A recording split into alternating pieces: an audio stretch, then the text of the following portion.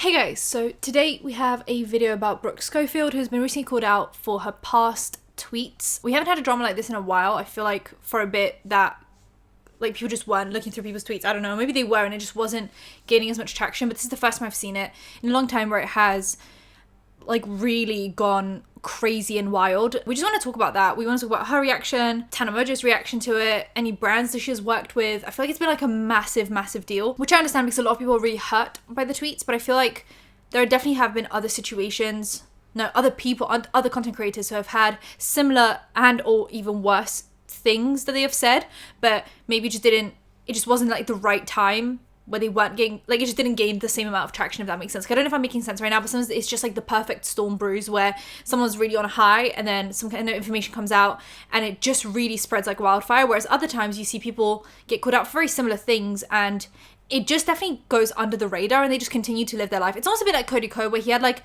times where he said slurs, or even the Tana Mongeau stuff and him being weird around minors, allegedly. And that really didn't gain traction until recently, where it was the perfect storm, the perfect scenario where he was going to get called out for it. And so I find it interesting that it kind of has come out now, but it makes sense just because of how much of a high Brooke has been on, that everyone's been talking about her. So any information that comes out, people are on it and people see it and people talk about it. So I wanted to talk about it mainly also because I've had a bit of an issue with the way Tana has addressed it. And I know that what Brooke said was completely messed up and it is not for me to say whether we should accept her apology or not. That is an individual to individual basis for whoever was affected by the tweets.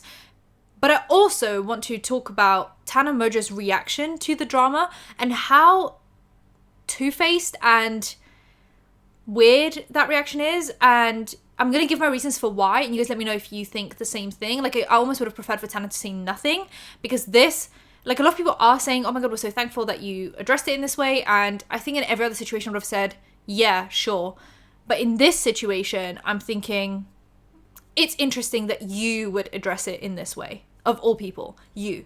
And that you're only doing this because you're getting called out. Not because you actually think what Brooke did was awful, but because you are also getting called out and you've also noticed how popular the podcast is and how much you guys have blown up on the internet. Because we can all say that Brooke blew up and has a career because of Tana Mongeau, but we can also say that Tana Mongeau is on the high that she is right now because of the podcast, right? Yes, she probably would have found a different way to be big and continue her career, because she has continued her career through the highs and the lows very successfully, okay? But we can also say this podcast has definitely been her biggest venture in the last few years, and it's definitely brought her a lot of success and it's made people look at her differently. And so it has erased her past, and I just find her reaction to this interesting. Brooke is getting cancelled for her past tweets, and she actually addressed them on Reddit before. The main tweet that people are talking about is, guarantee if Zimmerman shot a white guy, this wouldn't even be a story. Newsflash, this wasn't a crime of racism, it was self-defense. And it was about a police officer who shot an unarmed 17-year-old who was going to a kind of local, I don't know what you guys call them in America, just a local small grocery shop, just to buy some stuff, and basically for no reason was shot and killed. But there were many other tweets about her hair looking nappy, and she said that it looked like an afro, which people are now commenting under her TikToks, basically being like, oh my god, your afro looks so good in this TikTok, which is a funny way to address this. She also tweeted out a picture of a gorilla wearing a graduation cap and said CNN doesn't want anyone to, basically a joke about, it was a racially motivated joke, essentially. And she also made a joke about,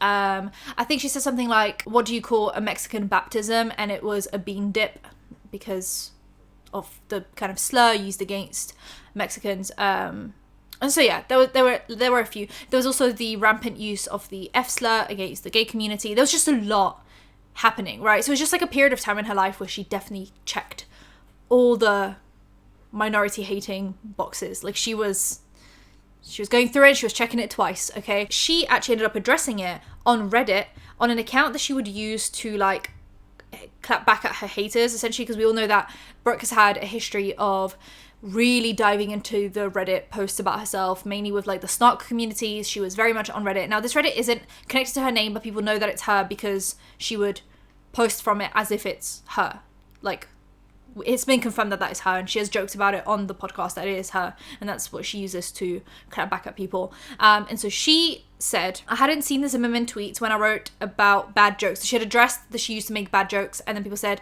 well, the Zimmerman tweet isn't a bad joke. That's you like actively live tweeting about a kind of political event happening, and political in the sense that this is related to like a cop, and then a lot of that is political, but whether you're voting left or, you guys know what I mean. I don't have to justify what I said. And so it's not just jokes, it's deeper than that. So then she got called out for saying like, oh, you're downplaying it, because it's not just bad jokes, it's deeper rooted stuff, right? And so she says that obviously could never be dismissed as a bad joke. It was a horrible take that I probably wholeheartedly believed at the time. I was wrong. I've spoken openly before about what I was taught growing up versus what I believe now. Growing up, it was just me and my grandpa, an 80-year-old conservative man who played Rush Limbaugh. I am not American enough for this. I'm really trying hard, but I'm not American enough for some of these names. I think from what I figured out, that is like a super like racist guy who used to just speak out and be racist. And it's like even worse than just like Fox News. It's like actively like, this is like, like there are some people that just watch Fox News, and there are apparently people that are like a step above that watch this guy. I didn't know anything about politics as a teenager, but I would listen to him and other people around me and piece together these opinions when I truly had no idea what I was talking about. I wanted to feel like I was in the know without doing any actual research. And as ashamed as I am to admit it, I didn't start to understand how wrong a lot of it was until I was an adult. Once I moved to LA and was fully on my own, when I finally started actively learning and began to form my own opinions, but I understand what a privilege it is to get all the way to adulthood without having to relearn or care about politics. Most people do not have that luxury. And while of course I am grateful to know what I know now, I wish I put in the effort sooner. I'm sorry about the tweets, and I'm sorry to everyone who's hurt and disappointed by them. I am too, and I will do better. So she addressed this, and this was like almost a year ago that she addressed this, okay? So this has been going on for a while, and she knew that these tweets might come out, but she didn't like bring it up more on the podcast. And it's interesting because she'd bring up the Reddit a lot on the podcast and talk about how much it hurts her what she hears about herself, but at no point did she think to say like, oh, also there were some past tweets in my life. Like, if you know that a lot of people that hate you know about these tweets, even just out of self-preservation for your career, surely you would, because there's not even that excuse of like, oh, I forgot they were even there, or I forgot that I even tweeted that, because people are bringing it to your attention and you were addressing it, but just on a very small scale. So I would think like, maybe before you get really big, just address it and get it out of the way, and so that it doesn't look like you're like being blindsided. You know what I mean? Like, even if you were just thinking at it from a purely self-preservation point of view, you knew that people had these tweets and you didn't, you knew people had these tweets and you already addressed these tweets. Why not just take it that step further and just go, okay, I know this is going to come out at some point in time. I'm just going to bite the bullet on that now and just address it myself on my terms, instead of it looking like you were blindsided, and then now no matter what you say, it just looks like deflection and it just looks like you're being really defensive. Whereas I do think almost, well, I don't know if there's a win-win, because obviously people are hurt by these. So I just wonder if she had brought it up herself and said, this was my past and I'm not proud of it, and there are these tweets and they're disgusting and this is what I've done. And maybe if it had come from her, there would have been less of that blindsiding, oh, I'm getting defensive kind of panic mode, if that makes sense. I don't know, maybe. Obviously the tweets are awful, but maybe if she had brought it up herself and it was kind of her initiative, I don't know, maybe it would have been a little bit better. She also continues to say, I will absolutely address, especially if people are hurt by them. I've talked about it a few times before, how I look back on things I used to think were funny and normal jokes to me, and I'm just as disturbed as you are. I don't think it's normal, I don't think it's okay, just because I was kidding or young. I think it's gross and horrible. I love you all, and I do take accountability. I hear when people say things like, I didn't know better, or anything along those lines, but I don't want to come across that way at all. But I truly thought I was anti-racist at that time. You can find tweets from the same time frame where I'm saying things like, I don't care if you're cute and old, being racist is ugly. I just truly thought I was being funny, and I absolutely wasn't. I know differently now, and I try to make that known the best I can. There are family members I haven't spoken to since 2020 when I realized where they stood during BLM, and I've grown into myself and my own belief system outside of what I grew up around. I love you guys, and I'm sorry to anyone who's hurt reading those. It was never funny. Now, there is a post on her Facebook page, which is like her private kind of Facebook page, where she has really nothing to gain, and it's not me being, in defense of Brooke, but she had nothing to gain from posting it on Facebook, because a lot of our generation isn't over there. The only time I go over there is because I live in like the countryside. Everyone's like business is on Facebook. They don't have a website, but they have a Facebook page. Okay, so I've had to revive my Facebook. I'm just like anonymous Facebook account. Hello, can I buy this from you? So on her Facebook page around 2020 when BLM was happening, well, BLM as a response to the George Floyd situation, so obviously I know BLM existed before that, but as a response to the George Floyd situation in 2020, she actually posted about how she wasn't in agreement with a lot of her family members because she thought what happened to George Floyd was disgusting, and a lot of her family members didn't agree, and there was a bit of a... So it does seem like she was posting bits and pieces along the way that would indicate that she was a changed person, but I think people have an issue with the fact that it was swept under the rug until it couldn't be anymore, and then it kind of was addressed. Right, instead of, like I said, if she had just come out with it herself fully. And I know that she's hinted at things because, for example, I saw on Spill Sesh's video that in the old cancelled podcast format, she kind of joked about having really bad tweets and how she was raised a bit differently. And Tana Mongeau was in full agreement with her, which makes me think that at that time, Tana Mongeau knew about these tweets, right? This is where I'm going to address the Tana thing at the end because I don't think it's like the most important part of the situation, but it is a valid thing to talk about. I know for a fact, okay, I don't, because I wasn't there. I think strongly that Tana at the time knew exactly what tweets Brooke was addressing. Like, there's no way that they're these bezies and they are doing this online venture and they're basically starting a business together, and Tana doesn't know. Tana probably joked about it a lot, the way she joked about her own past stuff.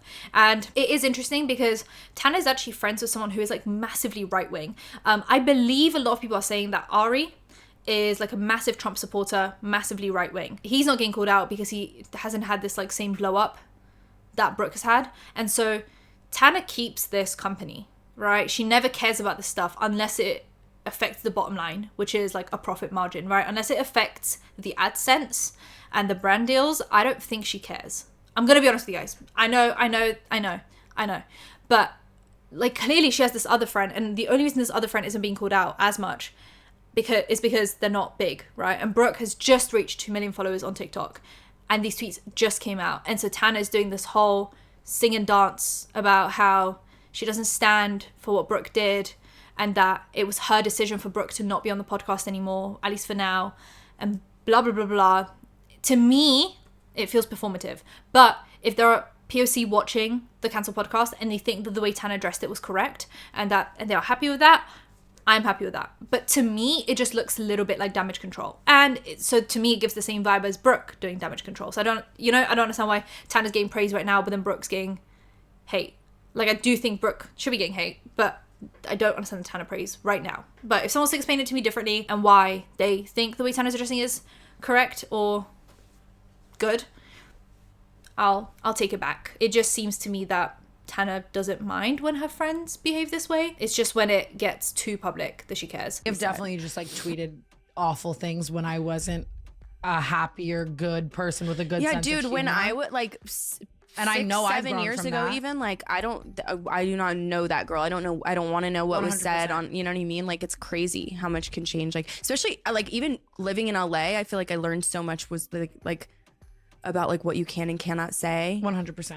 That I did not know in Arizona. Brooke addressed it in a few TikToks. All right, you guys, I have had a lot to say about accountability lately and how important it is and how far it can go, and I feel like I'm not taking my own advice. Obviously, by now you guys have seen the tweets that are circulating around. They, unfortunately, are not fake. Those are real tweets, like real things that I said. First of all, I want to acknowledge that I feel the same way about them that you do. I think they're so disturbing, they're wrong, they're horrible, and they're disgusting. Of course, I do appreciate the people who are coming to bat for me and like saying like, you know, it was so long ago and like she's grown and stuff, but like it doesn't matter. Like, it literally does not matter. They are horrible. I want to talk about particularly the Trayvon Martin, George Zimmerman situation.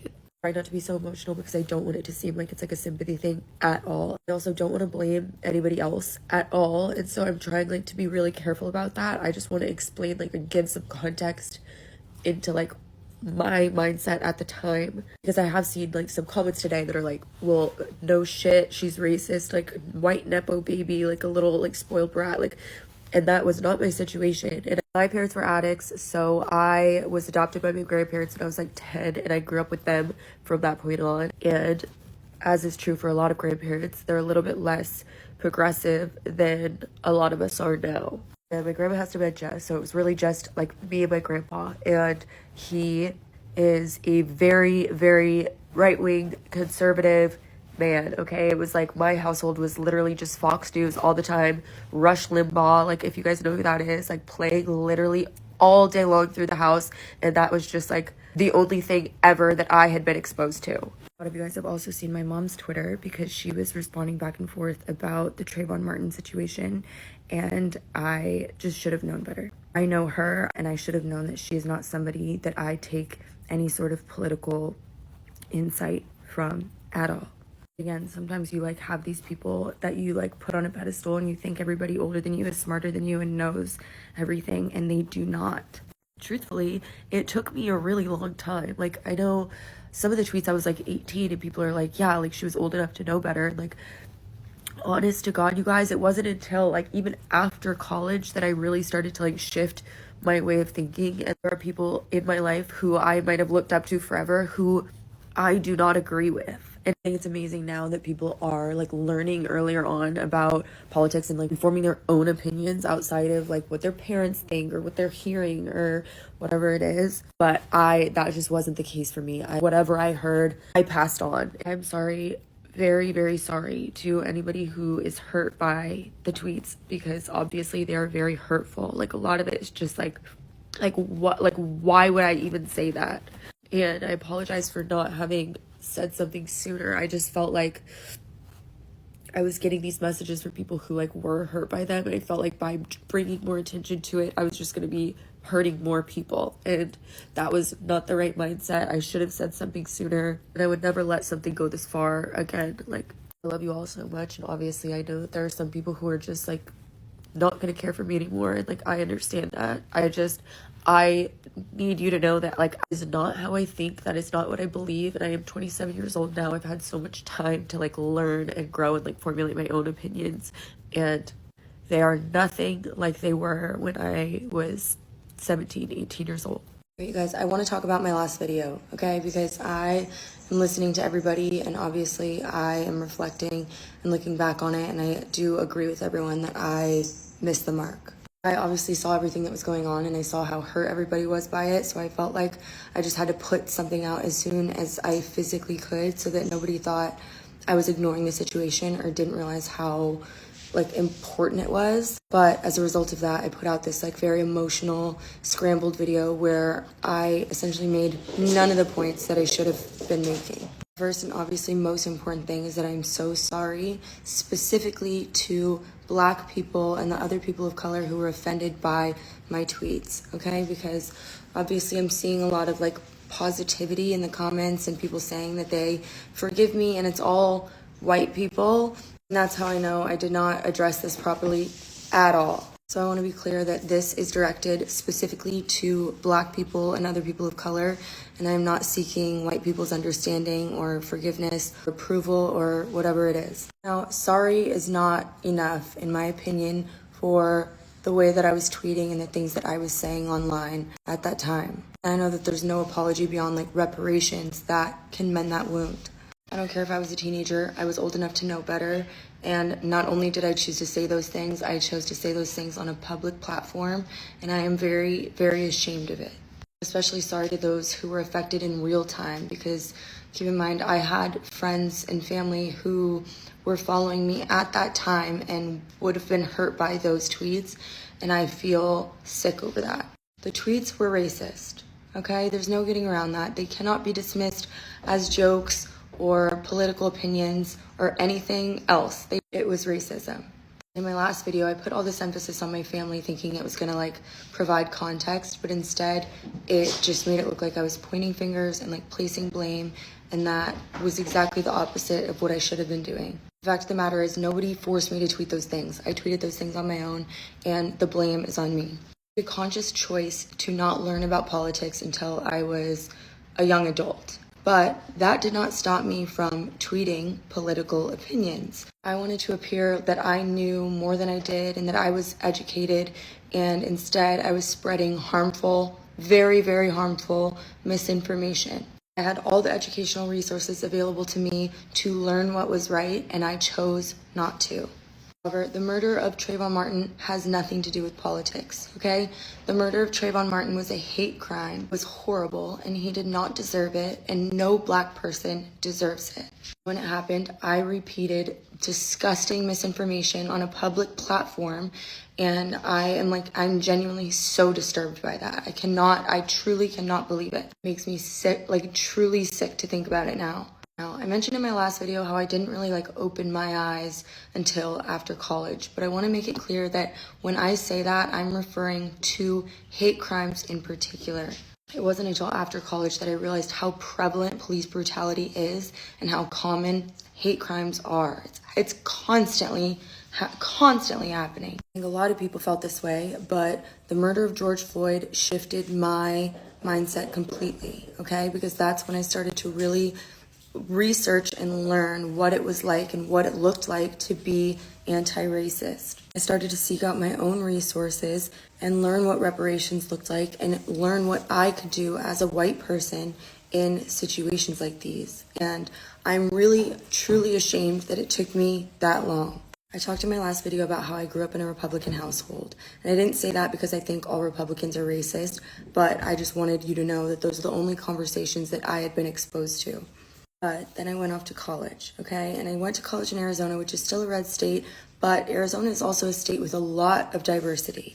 And I was a public health major where so many elements have to do with race and racial inequality. I learned so much during that time, you guys. It was actually really eye-opening for me because I had a lot of thoughts my entire life that completely shifted once I started to learn things from other people's perspectives. So much of what I previously had believed to be true changed, and I started paying attention to things that I hadn't before. Again, I acknowledge that I was an adult at this time, and I had all the resources in the world available to me to educate myself prior to college, and I chose not to, and for that I am sorry. Really, really wish that I had. I wrote my college thesis on racial disparities, so how things like socioeconomic standing, health, housing, income, and so many other things can be affected by your race. I didn't stop learning there, and I don't plan to stop learning about these issues ever. I truly mean that, and I know a lot of you aren't going to believe me, and I understand that, but I do care about these issues. But I don't want this conversation to be over, honestly. I'm not posting this video to make everything go away. I don't want to try to get myself uncanceled, but I know there are a lot of people like me who are still working to unlearn the inherent racism that we possess still. While I know that I've changed, I also know that there is a lot of work to be done, okay? There is a lot that I could still do that I have not done yet. I promise you that I will. I have been and will continue to look into reparation initiatives to share with you guys, as well as figure out ways that we can give Black creators more visibility, because we know that's a major problem in this space. I want to do everything that I can to show you that I am not the person that I was in 2012, 2013, 2014, 2015. I am not. I understand that there are people who are never going to forgive me, and I do not fault you for that at all. At all. But I truly am so sorry. I am sorry for the words that I said. I am sorry for my racist past. I am sorry for the people that I hurt. And I want to do everything I can to earn back your trust, because it really is very important to me. Like I said, I think reparations are more important than apologies. So I have already donated to the Trayvon Martin Foundation. Literally the first thing I did. And I'm doing my research. I'm looking into other communities and foundations that I can help with, and I will continue to do that. Like I said, in any way that I can help, I will help. And Tana commented under that one with support. Tana said at first, under the first TikTok, she said, "We grew up bad, I love you, and growth from it is the biggest form of prevailing." And then she deleted that because she was getting a lot of hate for it. So we can see, this was her initial reaction to it, right? She knew this was happening. I bet her and Brooke were talking about it behind the scenes. Brooke? Why did I say it like that? Brooke. And so she puts out that, okay? And then she deletes it and she says, "Listen, she was raised by people with these thoughts. She immediately moved to LA and grew. She is so smart and knows this was wrong. Love her like I do with her current views, open and accepting." And then she decides to go on Patreon and talk about, which I'm not going to post a Patreon clip because it is on Patreon and they are using copyright kind of services to take videos down that include their Patreon content. But on Patreon, she kind of addresses that Brooke needs a minute to like go and seek help and get better, essentially. But then they post the podcast, and the first bit of it is just like a separately filmed intro where she addresses this whole situation and says that it was her decision that Brooke would not be part of the podcast for now, and Paige would be the co-host. And they'll see where they go from there. Hello and welcome back to the Cancelled podcast. Obviously, as you guys can see, I am alone on this couch. Brooke is not here with us today, and I want to be abundantly clear that that was my decision. We all saw the tweets, and they're fucked up and they're horrific, and I'm saying that as a white person, right? Like, I cannot even imagine being a black non-fan or fan and reading those tweets. And I've made it very clear to Brooke as well that I condemn her for these tweets, and they're horrible, and I have no right to forgive her as a white person for the things that she said. Before I get into a little more of my thoughts on this, I'm also wrong in this situation, and I want to be open and honest with you guys about that. When Brooke made her first apology video, I commented on it and I said, "We grew up bad. I love you." And immediately regretted it so hard. Realized how stupid it was for me to say that. I'm going to beat myself up for that forever, quite frankly. It's not my place as a white person to forgive her or add to the problem and further the narrative of white people forgiving other white people. And it's not enough to just write these things off as we grew up bad. And I think that I learned that now, and that shows me that I still have things to learn and unlearn. And I just first wanted to apologize to anyone I hurt for commenting that on her video. Now, a lot of people, there's mixed reactions. Some people are saying, "Oh my God, thank you. This is amazing. Like, you addressed this so well." And then some people are saying, "Do we not remember your past?" Now, if you guys don't remember the past, I'm going to post Tana's little montage of herself. Stupid nigger, right? Hey. You know you're a stupid nigger, right? You fucking nigger. Impression of a black girl on joining Chocolate Bunny. Chocolate Bunny. Girl, please. And I do understand that Tana was younger than Brooke was. I believe Brooke in some of the tweets was 17, 18. And she did actually, while she was in college, tweet that while she's doing her degree, she started putting more liberal views into her essays and started getting better grades. And so she's faking being liberal for a good grade, even though in her further apologies, she said that she started learning about racism and how it affects POC in college. So what's true, right? So she's using this as an explanation of saying, this is when I started growing. But then on her tweets, she's saying, I'm faking liberal views to get better grades, right? So there's that situation. And then there are many videos after that she posted. But then let's post a little montage of Tana Mongeau, which was, I believe, about 15, throwing hard ass slurs at her black friend, right? Like, I don't know if we have a leg to stand on. Because the difference between Tana and Brooke in those videos might be 2 or 3 years. I don't know if we have a leg to stand on Tana. And I appreciate if Tana thinks she has changed, but she is still friends with Ari, who is allegedly like a massive Trumpy and a massive right wing. I don't know if we have a leg to stand on. Unless you denounce all of your friends, I don't know if we have a leg to stand on. What are the repercussions of this, I guess? So first of all, Brooke is not going to be on the podcast for a while, I guess, right? And they were just about to do a tour. Don't know what's happening with that. And they were just about to do like a live stream on Patreon that was like a Patreon exclusive, and I don't think she's going to be on that, right? So first and foremost, that's happening. 2, Brooke was about to have a Boys Lie collab, which is like a clothing line, because of the Clinton Kane situation, and they did all the promo for it, printed everything, blah, blah, blah. And they just put out that they weren't going to go through with it because of how it would affect their audience, and that they are going to be donating money to organizations as like a sorry about essentially working with Brooke, but they are not going to be posting that collab. I don't know about anything else. Allegedly Chili's stopped working with her, but I don't know anything about Aloe yet or anything kind of other than that. And no other collaborators have spoken out, e.g. like she was doing a lot of content with Madeline Argy and kind of a bunch of people, so I don't know what's happening with that. But there was supposed to be a second part to their Leah from Love Island collab, because the first video they did with her was kind of virtual on Zoom, and she said she was going to come in and do like a sit down with them, and she has now said that she won't be doing that anymore because of the whole situation. Tana did address that in the Patreon, kind of. She was like, well, I don't know who else would want to come on the podcast anymore because of everything. And it's like, once again, I understand that Brooke messed up and we can all be upset about that, right? Absolutely.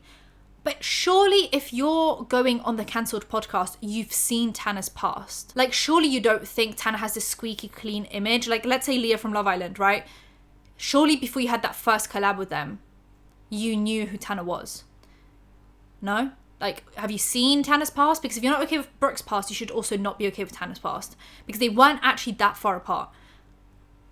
So I'm just wondering how much of this from people is, I don't know, just lack of like looking into who they're going to do collabs with, and then only when it gets massive do they kind of see it and address it.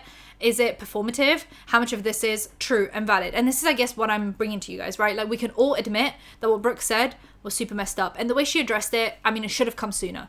We can all agree with that. But I think it's the response from the people that are no better than Brooke that I'm a little bit scratching my head at, I guess, because it's confusing to me, and it feels very pandery, and it feels performative, I guess.